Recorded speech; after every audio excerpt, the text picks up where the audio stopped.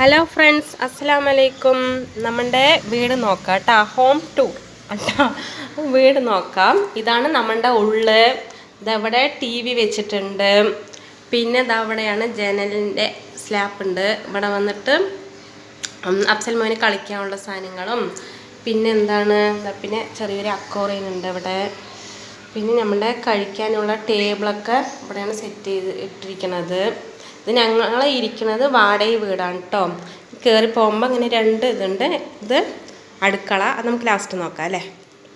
കാണാൻ വലുതായിട്ടൊന്നുമില്ല, എന്നാൽ ലാസ്റ്റ് നോക്കാം. ഇതാണ് ഒരു ബെഡ്റൂം.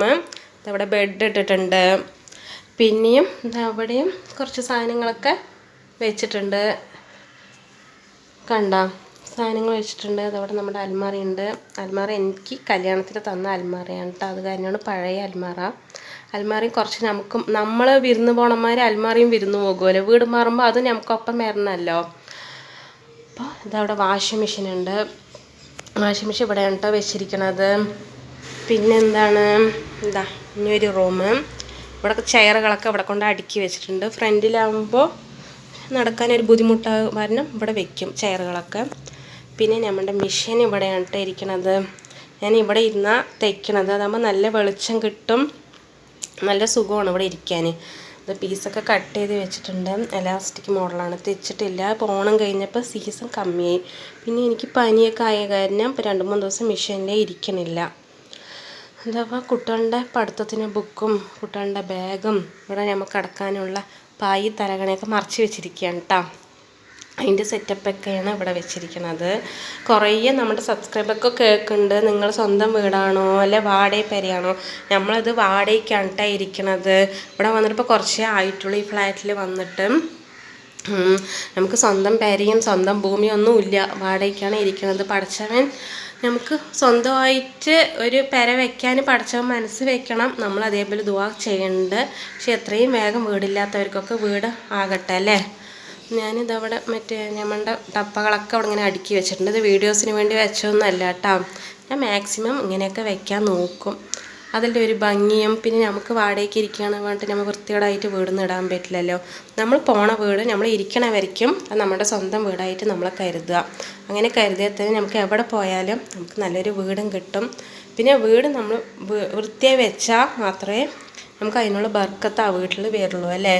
ഞാൻ പഠിച്ചിരിക്കുന്നത് അങ്ങനെയൊക്കെയാണ്. ഞാൻ പറയണതിൽ എന്തെങ്കിലും തെറ്റുണ്ടെങ്കിൽ ക്ഷമിക്കണം കേട്ടോ.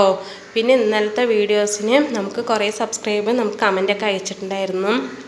കുറച്ച് പേര് സബ്സ്ക്രൈബൊക്കെ ചെയ്തിട്ടുണ്ടായിരുന്നു. അതൊക്കെ ഒരുപാട് നന്ദിയുണ്ട് നിങ്ങൾ ചെയ്തത്. നിങ്ങളുടെ കമൻറ്റ് നോക്കുമ്പോൾ എനിക്ക് അതെന്തായാലും എനിക്കൊരു ഭയങ്കര ഒരു സന്തോഷമാണ് കേട്ടോ. എന്താണ് പറയുമ്പോൾ നമ്മൾ ഇടുന്ന ഈ വീഡിയോസ് നിങ്ങൾ ഫുള്ളായിട്ട് നോക്കിയിട്ടാണ് നമുക്കൊരു കമൻറ്റ് ഇടുന്നത്. ഞാൻ ഒരുപാട് ഹൈ ഫോണിലോ അങ്ങനെയൊന്നും അല്ലല്ലോ വീഡിയോ ഇടുന്നത്. നമ്മുടെ സാധാ ഫോണിലല്ലേ ഞാൻ വീഡിയോ ഇടുന്നത്. അത് നിങ്ങൾക്ക് എല്ലാവർക്കും അറിയാം ഞാൻ എന്ത് ഫോണാണ് യൂസ് ചെയ്യണത്, എൻ്റെ ഫോണിൽ എന്താ കംപ്ലൈൻറ്റ് എന്നുള്ളതൊക്കെ നമ്മുടെ വീഡിയോ നോക്കണവർക്കൊക്കെ അറിയാലേ. എന്നാലും നമ്മുടെ മനസ്സ് വേദനിക്കാണ്ട് നിങ്ങളൊക്കെ വീഡിയോസ് നോക്കുന്നുണ്ടല്ലോ, അതിലെനിക്ക് ഒത്തിരി സന്തോഷമുണ്ട് കേട്ടോ. ഇനിയും നിങ്ങൾ ഒരുപാട് നമ്മുടെ വീഡിയോ നോക്കണം, സബ്സ്ക്രൈബ് ചെയ്യണം, ലൈക്ക് ചെയ്യണം, കമൻറ്റ് ചെയ്യണം. അതൊക്കെ ചെയ്താൽ മാത്രമേ വീഡിയോസ് ഒന്നും കൂടി മുന്നോട്ട് പോകുള്ളൂ.